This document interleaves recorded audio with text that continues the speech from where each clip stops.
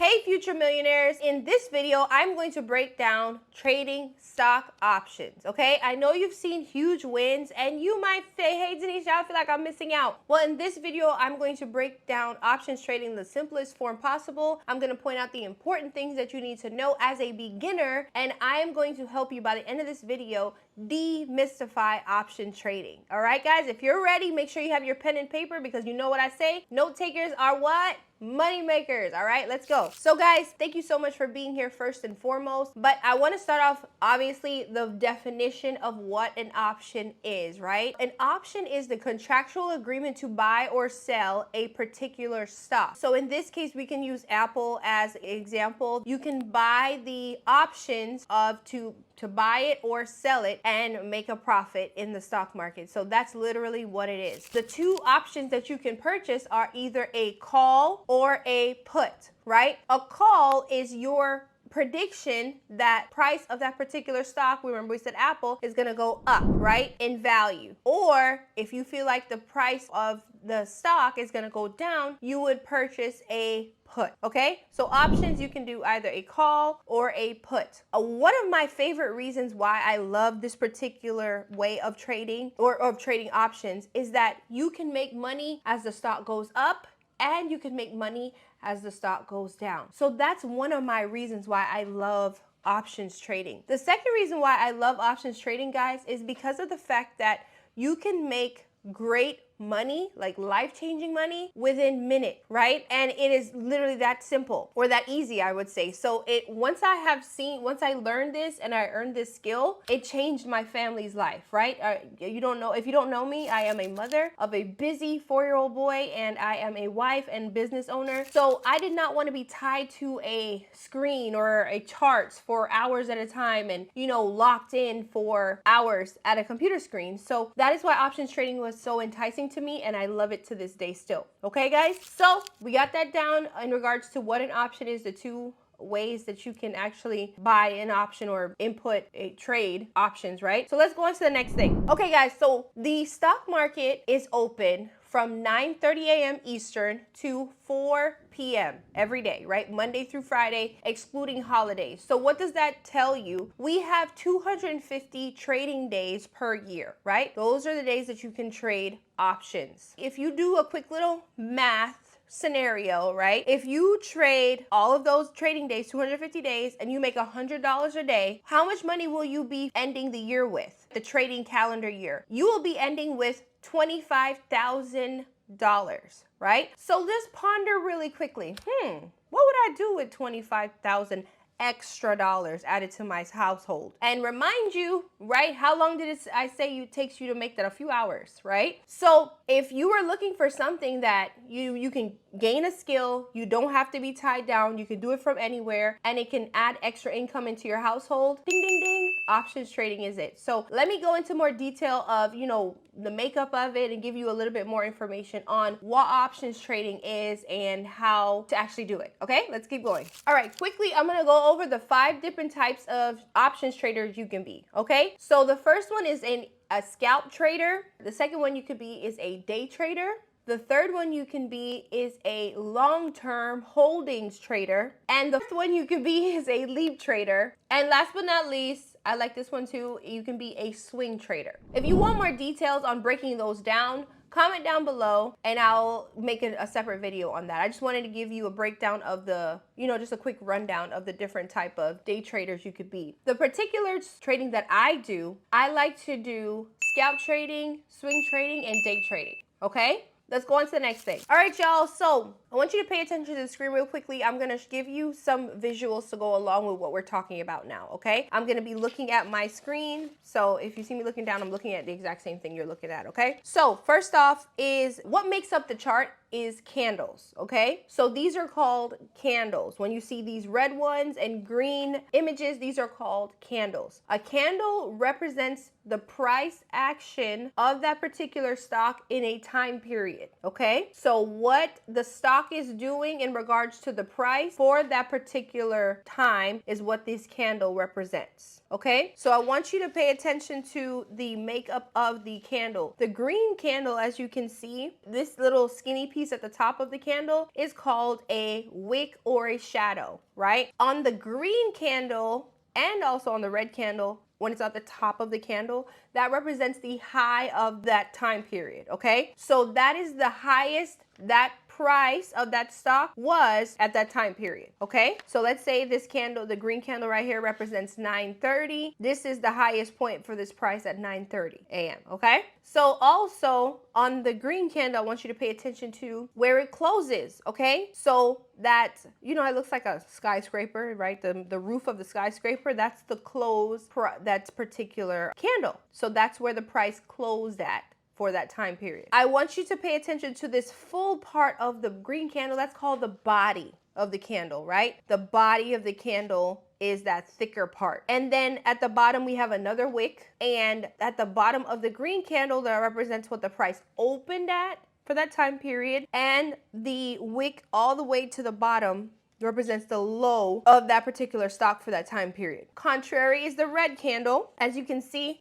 it's different from the green candle. At the top of the red candle, that's where the price opened. So you have to look at it like when you open something and you're pouring it down, right? It opened and then it went down, right? The price went down, and you can see where it closed at the bottom of that particular candle. And same thing with the wick. The high of the red candle is at the top of the red candle, and the low is at the bottom of the red candle here. So now these things shouldn't look so scary to you, right? They're just cute little candles, right? They're cute little candles. And when we have a bunch of them on a chart, that makes up the stock market. Isn't that cool? Like now it's like, okay, there's just a bunch of these lined up. There's some skinny ones, there's some tall ones, there's some little ones, there's some fat ones, right?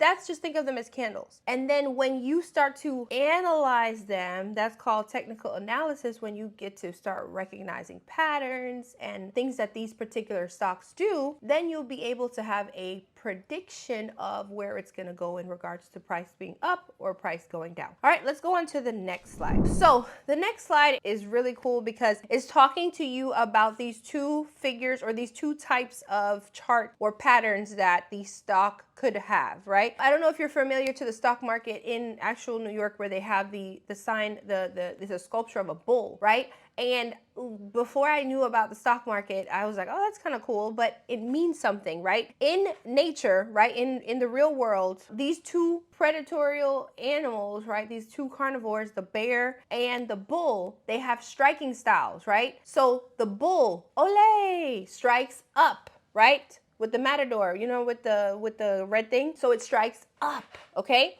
So anytime you hear of a bullish pattern, you have to think the chart is going up, right? Bullish up. And in nature, bears strike down, roar. So when it is a bearish pattern, the chart or the stock is going down, okay? So that is the simple thing you need to remember. Bullish, up, bearish, down, okay? These are tendencies and movements in the chart. That's simply what it is, and there's no guarantee. There's only analysis, tendencies, patterns that we can use, but the market is still going to be the market, okay? Let's go on to the next slide. Okay, so let's talk a little bit about a pattern that we could see, right? And this is a quick visual of a support and resistance line, and just showing you how patterns work in the stock market, okay? So I want you to see here how the chart is going sideways, right? It's going across. I want you to remember this. The stock market can go three ways, right? It can go up, it can go down, and it can go sideways. That's all, right? And when we predict the right direction of the stock, that is when you are profitable, right? Or you start to make money, right? So we use patterns to help us predict, not guarantee, where the stock is going. Is it going to go up? Is it going to go down, or is it going to go sideways? Side note, we want to stay away from the stock when it's going sideways, because that's not how we make money, okay? So let's talk about support and resistance, right? So I want you to write down, if you're taking notes, support is the floor and resistance is the ceiling. So think of it as a house, right? When you jump on the floor, you know, you have support, right? You're not going to fall through, right? And the roof, if you're throwing your ball up, it has a resistance, right? If you throw a ball to the roof, it's going to bounce back down, right? So here in the stock, you can see in this case, the stock is going sideways between this support and resistance line, okay? But think of the support as a freshly frozen lake, right? Where it is, an ice lake, people will go skating. I ain't never been ice skating on a lake. I don't think I'll ever go ice skating on a lake because of this right here. That after a few touches on that lake, tap, tap, tap, tap, eventually there's gonna be a break through that support line, right? And once there's a break through that support line and you are watching it and you recognize this trend, that is where you would buy a what? Put. Because you are saying that stock is gonna go down through that support. Same premise for the resistance, right? Same thing is it's tap, tap, tapping on the glass ceiling, right? Tap, tap, tap, tap, tap. Eventually it will break through that resistance line and you would be buying a what? Call, okay? So simple as that. That is support and resistance. And that is a strategy that you can use to help what? Predict the movement of the market, not guarantee. Okay?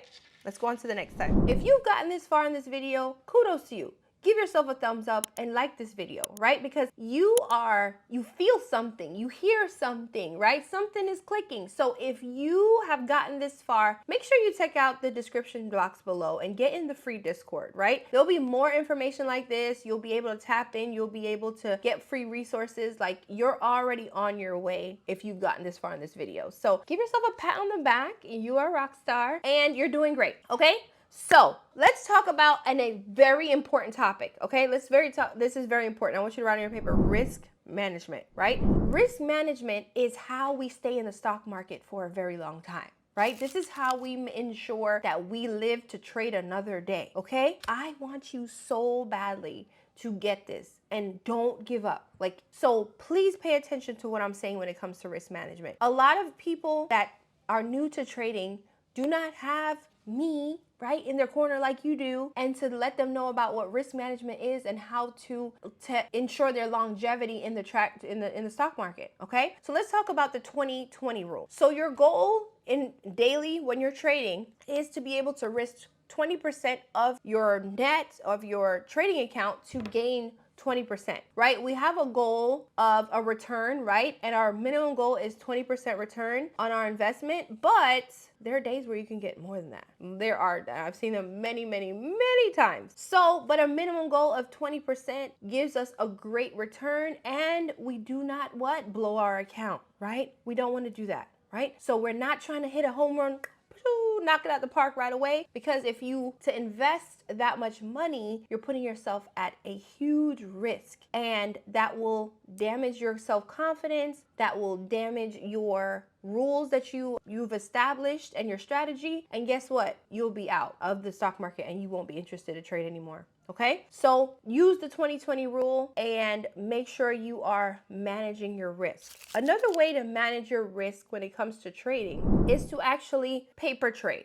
Okay, paper trading is where you actually you are in the stock market for real, like you're trading during real stock hours from 9:30 Eastern AM to 4 p.m., but you're not using real money. Just think of it as Monopoly, right? Where you have your Monopoly money. Yeah, you can buy houses, sell houses, you can buy stock and sell stock when it comes to paper trading, but you never invest your real money, okay? Your brokerages that you are investing with, they do have the capability for you to paper trade, and I am a 100% advocate of you paper trading for at least 30 days. Reason why you should paper trade, number one, is that you know how to enter and exit a trade. Not too long ago, when I was a young buck and new to this world, you would enter a trade and not know how to exit, right? And that is the scariest feeling in the entire world. I'm gonna tell you that right now. You don't want to have that feeling, okay? So the way that you avoid that is by practicing, right? You're practicing, and you get to practice your strategy. You get to learn your platform, pay attention to the chart, right? Learning the patterns, and you do not risk your money. 30 days to work on your craft so that you can have this skill for forever. Also, speaking about brokerages, let me tell you what a brokerage is. So think of a brokerage as a bank. A brokerage is the institution that allows you to actually invest your funds into the stock market and actually literally enter a trade, right? So So think of the brokerages as banks, right? There's not a one size fits all. You might have a preference. Some people might like PNC, Wells Fargo, Bank of America, but there's many. So just like that with brokerages, there are many brokerages out there. I'm going to talk to you about the 4 brokerages that I've had the pleasure of interacting with, and I'll tell you the one that I'm actually using right now. First off, we're going to talk about Thinkorswim. Thinkorswim is it's a lovely platform that you can use, very user-friendly. I used it in the beginning, but I didn't like the fees. Interactive Broker is a great one. My husband actually loves Interactive Broker. I don't have anything bad to say about Interactive Broker. It's just something that he likes it, and I never really cared to pay attention to it because I like my brokerage. The third brokerage that I have worked with or used to trade was Webull. Webull was extremely user-friendly. I liked it as a platform. What I did not like about Webull was the filling time. Okay, so when you start trading, it's a matter of seconds to get in a good fill, right? When they actually purchase the stock that you want or sell it, right? It's a matter of minutes, and minutes cost hundreds of dollars, right? So I was not getting a good fill on Webull, so I changed from them to my final platform that I'm currently working with and enjoying is Robinhood. And yeah, I like Robinhood's platform. I feel like it's very user-friendly, especially the app version of it. So those are the 4 brokerages that I have interacted with. Now, am I saying you need to use any of them that I picked? Absolutely not. I was just telling you the ones that I specifically interacted with and the reasons why I like them or dislike them. So you have so many more to choose from. If you want me to make an in-detail video about brokerages, comment that down below and I got you. All right. So speaking about all of these things, let me give you a beautiful diagram, and hopefully my editor, hey Janice, is going to be able to hook this up and put the images on the screen so y'all have a visual. So give you this visual is going to be about risk management, right? And risk management is simply following your rules, right? So that you can manage your risk, right? Or the amount of money you're putting in the market to make a certain amount of money, okay? Here is a visual of 3 traders, 1 week, $2,000, and they take the same trade. We have trader A, we have trader B, and trader C, okay? On Monday, trader A lost $200, trader B lost $100, and trader C lost a whopping $1,200,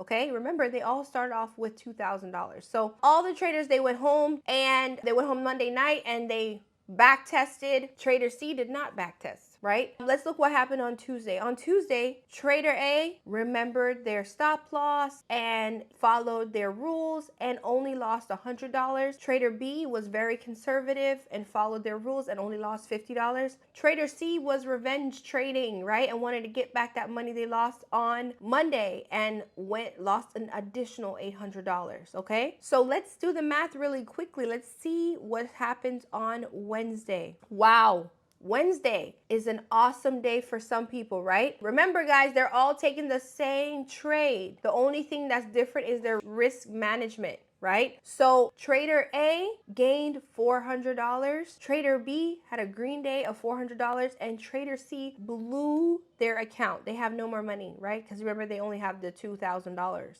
right? So Wednesday was a beautiful day for this particular trade, but because trader C did not manage their risk responsibly, they didn't even have any money to catch this amazing trade. Let's go on to Thursday. Wow, Thursday was another good day, right? On Thursday, trader A had a green day of $200. Trader B took that same trade, and gained $200. Trader C is looking for extra hours at work because they blew their rent money. On Friday, you can see here was a great day for trader A and trader B. They managed their risk, they respected their stop loss, and they gained $600 on Friday, both of them. And trader C is hurt because they're not giving them no extra hours. They can't even look at the stock market. It literally hurts their feelings to look at it. Can y'all imagine if they were friends, right? A, B, and C? Ooh, that would be hurtful, right? So I want you to see how the week ended for trader A. They had a rough Monday and Tuesday, but they ended up gaining $900 on that week. Trader B had, not too bad in the beginning, lost $150, but ended their week on the plus side of $1,050. And trader C ended the week literally hating the stock market and just, you know, saying this was a complete waste of time and money, okay? So what I want you to know is that trader A and trader B, the only difference that they have from trader C is that they manage their risk responsibly and they respected their stop loss. We have to have that in your mind when it comes to trading, because the market, as you can see, take you out, right? It will take you out, but it's not the market's responsibility, it's yours to manage your risk. Okay, guys? So it's so important that you remember stop loss, stop loss, stop loss. It literally helps you to stop from losing. Okay? All right. So this is my last topic for today, and I want to talk to you about hammer candles. I think they're the cute things. Some people might call them lollipop candles, hammer, whatever the case is. But I just want you to see the diagram or the makeup of a hammer candle is a fat head and a skinny wick, right? So it's like you can hold it. But this is a powerful candle that gives you an indication that the chart is either the stock is going to go up or it's going to go down, right? So what are we looking for when we're looking at the chart? We're looking for patterns, and we're looking for these hammer candles to give us an indication of the direction that the chart is going. So these should be examples on the screen here of what they look like and what the charts actually look like with a hammer candle in it. Okay, if Janice and Mike do their thing, you should see one here. Okay, y'all? So listen, I have jam-packed this video with information. I know that you have gotten a lot more insight onto what options trading is, and if your interest is piqued and you watched the video all the way to this point, please stop playing and go to the description box and join the free Discord. You want more, I can tell, and you will enjoy being a part of the group. It's a community. It's not just trading. It's so much more, and I want you to tap in and join the family so you can boss up with the academy. Okay, guys? So I hope you enjoyed this. If you want more videos like this, there's more coming. But if you have a specific question, put that in the description box. If you like this video, please like this video because it was a lot of work to get it to this point. And if you have not subscribed yet, make sure you join the family, because I hope you have a blessed day, a blessed week, a blessed month, and a blessed rest of the year.